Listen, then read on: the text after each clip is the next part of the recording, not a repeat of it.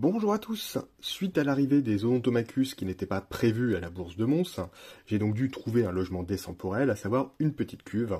Et donc je dois penser à déménager mes Camponotus maculatus subnodus. Je vous fais partager ça. Allez-y, c'est parti.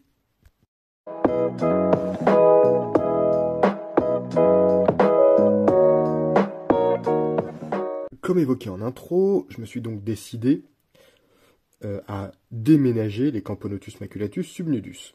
C'est donc une espèce qui vient d'Asie du Sud-Est, Philippines, Myanmar. C'est une espèce qui est différente de Camponotus maculatus classique qui vient d'Afrique, ne serait-ce que par la taille ou par la couleur. Pour avoir eu des maculatus par le passé, c'est clairement différent, on va pas se mentir. Mais donc c'est quand même une espèce qui est très agréable à regarder. Pour essayer de les déménager, j'ai donc dû trouver une cuve dans mon bazar.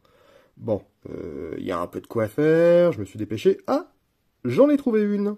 Sauf que c'est une cuve de type artificiel. Artificielle, j'ai pas forcément l'habitude, mais c'est une cuve qui permet du coup d'avoir une bonne visibilité.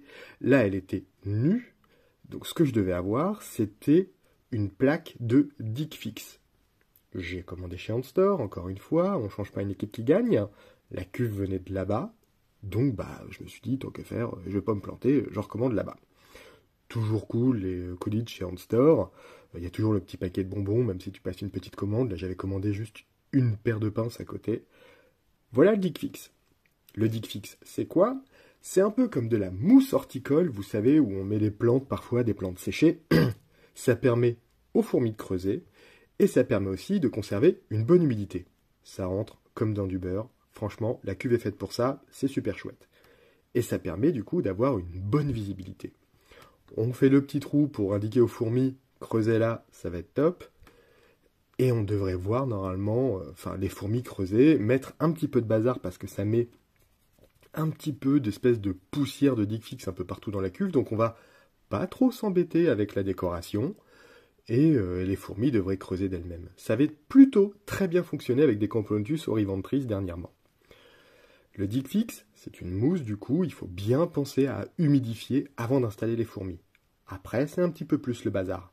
Donc j'humidifie toujours avec de l'eau, c'est de l'eau osmosée en fait que je récupère en animalerie tous les jours, non je crois que c'est tous les mardis chez Tom Co. Allez on va leur faire de la pub. Tous les mardis chez Tom Co avec la carte en fait, l'eau osmosée est gratuite, on peut récupérer 20 litres, c'est plutôt chouette. Je me prends pas trop la tête avec la déco, on met du sable blanc parce que les fourmis sont un peu couleur caramel, brune. Donc du coup, avec du sable blanc, ça pourra bien ressortir.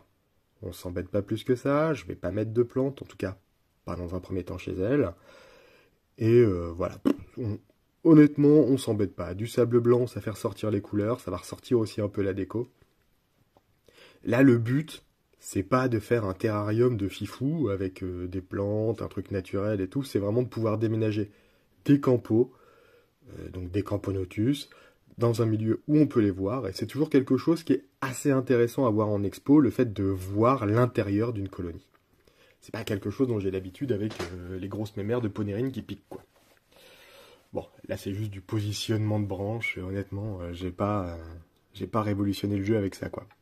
On trouve le meilleur endroit, on trouve le meilleur truc, je sais même pas pourquoi j'ai mis ça en vidéo, honnêtement ça sert pas à grand chose, et ça vous sert à pas grand chose. C'est juste que je me prends la tête à chaque fois pour essayer de trouver les bons emplacements et les meilleurs endroits pour mettre les bazars. Allez, ça a l'air à peu près naturel, on arrête de s'embêter un petit peu. La cuve est jolie, hein, c'est une cuve de 20 par 20, 20-20-20. C'est plutôt chouette, ça laisse un bel espace de vie et les campos, elles devraient être sympas là-dedans.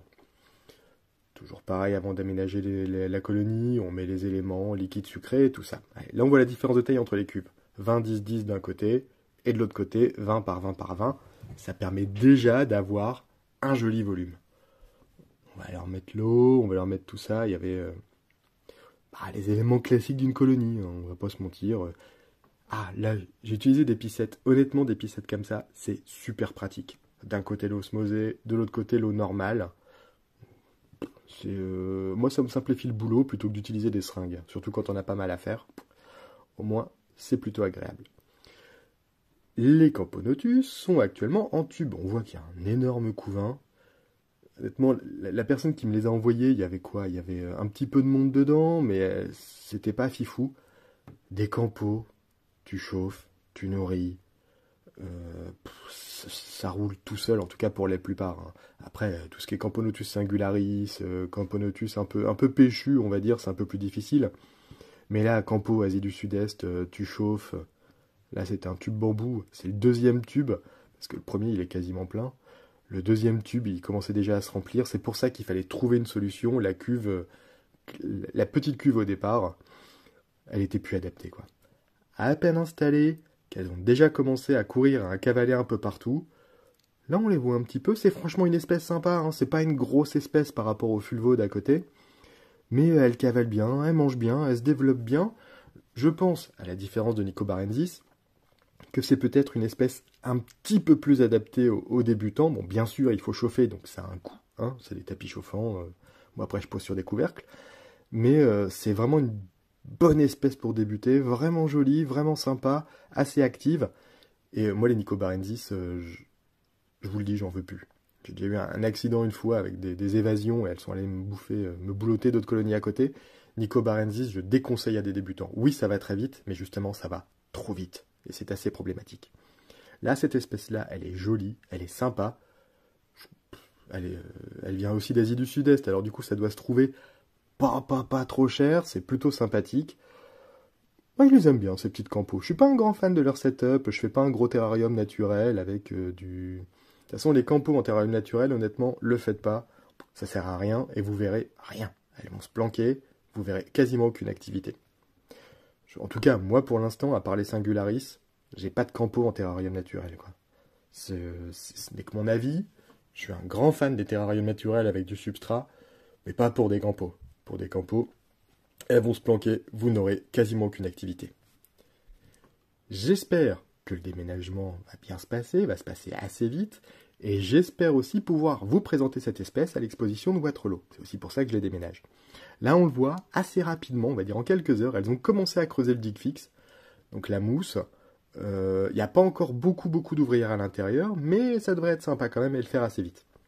Pour information, je fais un petit peu de pub quand même. Pour l'exposition de Waterloo, je rappelle, c'est ce dimanche, j'aurai 4 Eucophila vertes, donc du coup australiennes en vente. Pourquoi? C'est juste seulement pour me rentabiliser le voyage parce que je dois louer une camionnette pour aller jusque là-bas. Et je dois repenser à refaire tout l'éclairage LED de mon installation. C'est des petites merveilles. Donc des campos, pas des campos, des Eucophila vertes version australienne. Franchement, c'est du vrai bonheur. J'en ai que 4, mais voilà. Donc pour finir, pour rappel, si c'est nécessaire de le faire, je vous rappelle que dimanche, à Waterloo, donc au nord de l'île, il y a une exposition qui est gratuite. On y sera présente avec d'autres personnes et j'espère vous y voir nombreux. J'espère que la vidéo vous a plu. À très vite. Allez, ciao.